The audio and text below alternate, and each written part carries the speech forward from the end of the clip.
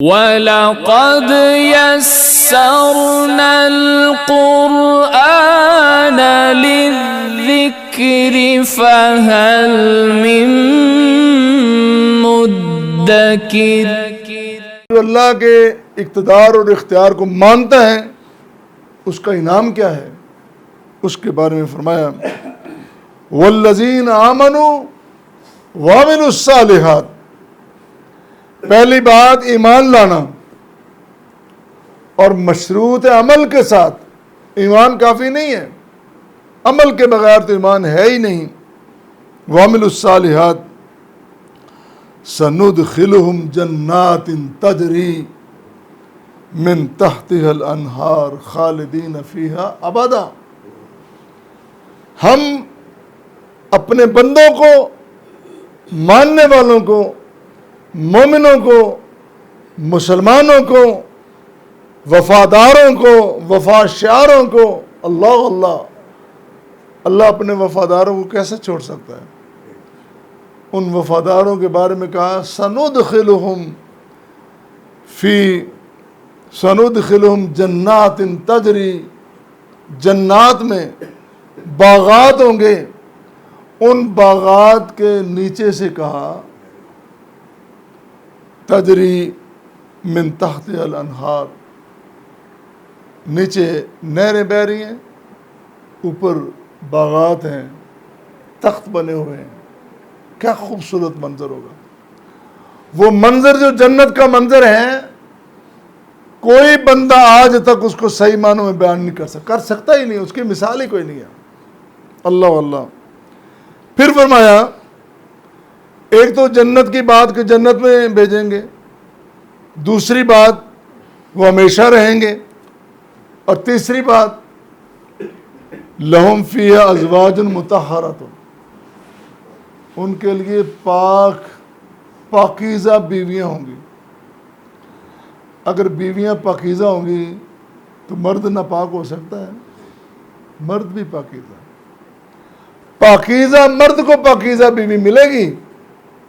اگر بندہ کہنا چلو میں تو جیسا بھی ہوں ٹھیک ہے جی، نہیں، اگر اچھی بات چاہیے، اچھی سنگت چاہیے تو خود بھی اچھا بننا۔ اور یہ جو مطہرہ کا لفظ ہے اس کی بڑی ڈیٹیل ہے، مختصر یہ ہے، ایک تو پاک باز ہے نا کہ فطرت اچھی ہو، عادتیں اچھی ہوں، دوسرا یہ ہے کہ بیماری بھی نہیں ہوگی، یہ جو نا کھنگ کھانسی نزلہ زکام یہ نہیں جان چھڑتا۔ اچھا خاصا بندہ بیٹھا، خوبصورت آدمی، تھوڑا سا نزلہ آ جائے، فلو شروع ہو جائے، چہرے بدل جائے، رنگ ہی بدل جاتا ہے، اور اس کی ناک بہنا، اس کا دوست اس کے پاس بیٹھنے کو تیار نہیں، یار یہ متعدی مرض ہے، مجھے بھی لگ جائے گا۔ اللہ کہتا ہے بے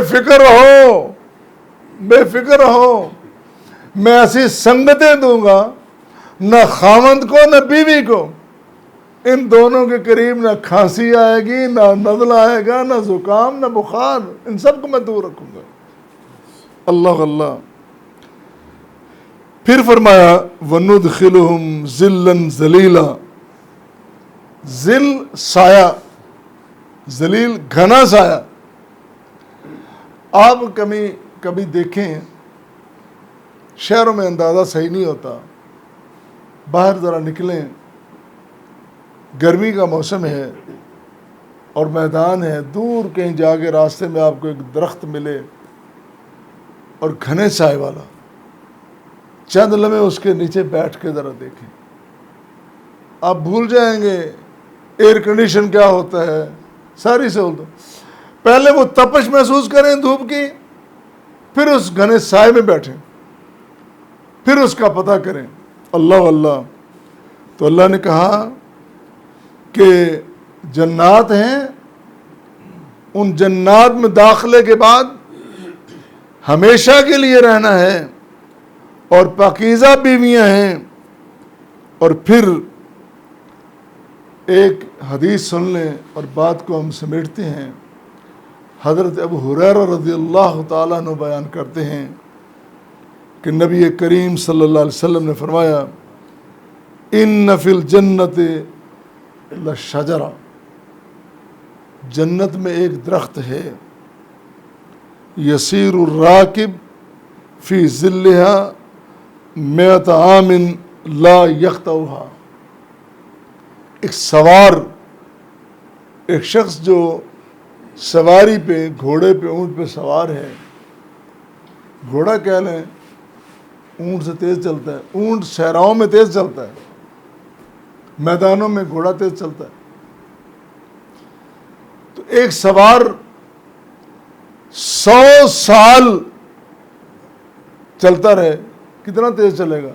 تو 100 سال چلتا رہے اس درخت کے نیچے، لا یقطعھا، اس کو کراس نہیں کر سکے گا، اتنا بڑا درخت جو گھنی چھاؤں کہا ہے نا، ذلًا ذلیلا، اس کی تفصیل دیکھیں حدیث کی روشنی میں، فرمایا کہ وہاں ایک درخت ہے، رسول کریم صلی اللہ علیہ وسلم بیان فرما رہے ہیں، کوئی حکایت نہیں ہے، میں یہ نہیں کہہ رہا کہ میں ایسی بات کر رہا ہوں جو کسی کتاب میں نہیں ہے، بابا ہمارا تو یہ دعویٰ ہی نہیں ہے، ہم تو کتاب کی بات کرتے ہیں، لکھی پڑھی بات کرتے ہیں۔ حدیث رسول ہے کہ ایک سوار اس درخت کے نیچے 100 سال چلتا رہے، لا یقطع، اس کو قطع نہیں کر سکتا۔ اس درخت کا نام شجرۃ الخلد، شجرۃ الخلد، خلد کے معنی ہمیشگی، دوام، ہمیشہ، اس کا نام جس طرح خلد بری جنت کو کہتے ہیں، اس کو شجرۃ الخلد کہا۔ اور یہ حدیث پڑھیں پھر سمجھ آتی ہے کہ قرآن کی یہ بات ذلًا ذلیلا، وہ گھنی چھاؤں کیسی ہوگی۔ اللہ یہ باتیں پڑھ کے سن کے ہمارا بھی جی چاہتا ہے اللہ ہمیں بھی ان جنتوں میں پہنچا دے، اللہ ہماری غلطیوں کو، خطاؤں کو معاف فرما دے۔ ہم بڑے گناہگار، خطاکار، شاہکار، کمزور بھی ہیں، ضعیف بھی ہیں، معاشرے میں، سماج میں ہم سے بڑی غلطیاں ہوتی ہیں۔ اللہ صرف نظر کرتے ہوئے ہمیں قرآن کے ساتھ زیادہ سے زیادہ جڑنے کی، عمل کرنے کی توفیق عطا فرما۔